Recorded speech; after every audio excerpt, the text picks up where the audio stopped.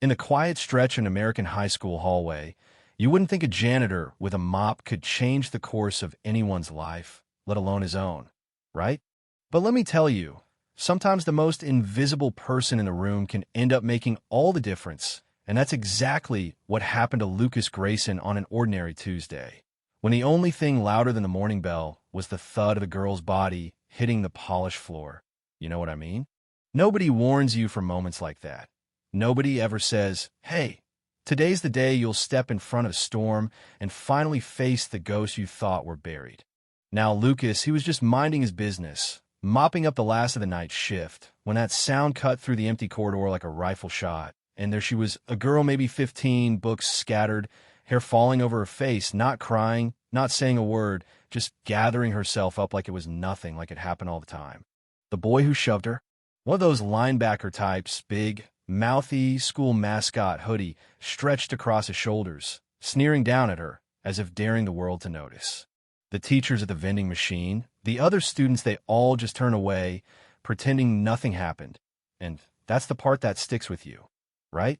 The silence, more than the violence. Lucas wasn't a hero, he'd tell you that himself. And not because he was being humble, he just couldn't watch it happen again. He walked up, boots echoing, and planted his hand right on that kid's chest, steady as you please, and said, back up. The kid tried to laugh it off, but Lucas just looked at him. You know, the kind of look a man gets after years of war, of losing more than he won. The kind of look that says, don't. The boy backed off. Lucas knelt, helped the girl to her feet, and for one heartbeat, she looked at him, not with gratitude, not even with hope, just with a quiet kind of understanding, like she saw him, truly saw him, in a way that nobody had in years. And then she was gone, swallowed up by the crowd.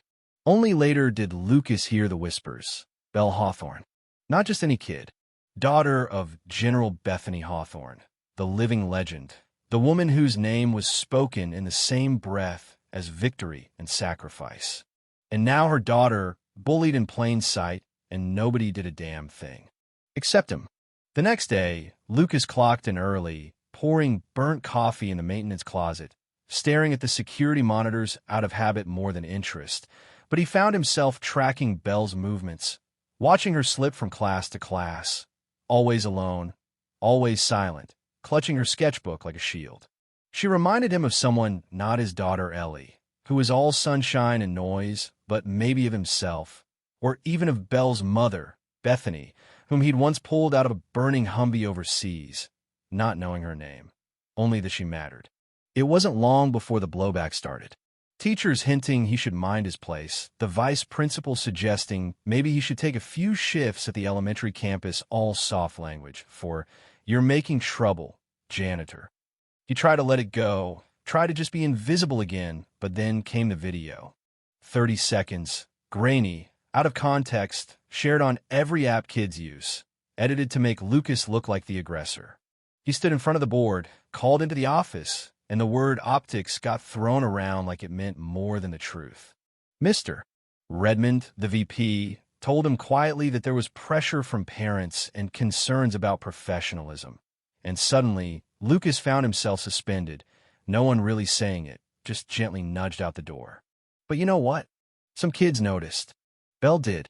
She came to him, sitting on the bleachers after dark, sketchbook in her lap, saying quietly, "I saw the video. I know it's not true." She wanted to say something, to speak up, and Lucas told her, "You don't owe me that. This isn't your mess." But she did anyway.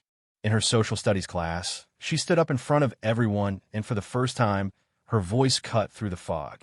She said what nobody else would, that Mr. Grayson saved her, that he acted when everyone else did nothing. One by one, other students backed her up, chipping away at the wall of silence that had held for so long. It wasn't enough to fix everything, but it was a crack in the system. Even so, the blowback didn't stop. Someone scrawled "snitch" on Belle's locker. Lucas found himself the subject of rumors and meetings, parents whispering, "He's dangerous, he's got PTSD. Why is he even here?" It all came to a head at the school board meeting. You know the scene. Rows of folding chairs, parents in stiff suits, board members behind a long table, pretending they weren't sweating bullets. Lucas stood at the back, mop bucket by his side, more ghost than man. Then Ellie, his daughter, stood up and said, "That janitor everyone's talking about is my dad." He helped Belle because it was right. Then Belle, trembling, told everyone who she really was and what had really happened. That's when General Bethany Hawthorne arrived, not as a legend, but as a mother. She walked down the aisle, took the microphone, and told them all the truth: how the school had failed her daughter, how a man with courage stepped in when nobody else would, and how that man had once saved her life on a battlefield. She handed the board a letter, a demand to reinstate Lucas Grayson with honor. The crowd fell silent. No one had anything left to say. Afterwards, Bethany found Lucas in the parking lot. They didn't hug. They just stood side by side, two people bound by old wounds and new respect. She told him she owed him her life, and now her daughter's too. Lucas, for his part, confessed to the mistakes he'd carried for years, the lives he couldn't save, the weight he couldn't shake. In Bethany, in her own way, admitted that hiding her daughter from the world had cost them both more than she realized. For the first time, they began to forgive themselves, not just each other. Lucas was quietly reinstated. No fanfare, just a folded letter in his locker and a nod from the principal.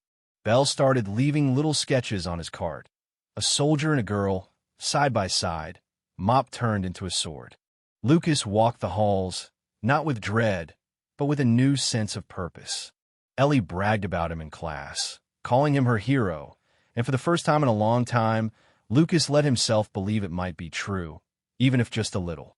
And on a quiet afternoon, the four of them, Lucas, Ellie, Belle, and Bethany, sat on a blanket under the low sun. Lemonade too sweet, laughter awkward, but real. Not a family exactly, but something like it, something earned. Bethany gave Lucas a letter, not of thanks, but of understanding. Belle handed him a new sketch for figures under an open sky. And for once, there was no battle to fight, only peace to build piece by piece, the kind that comes when you finally let yourself be seen.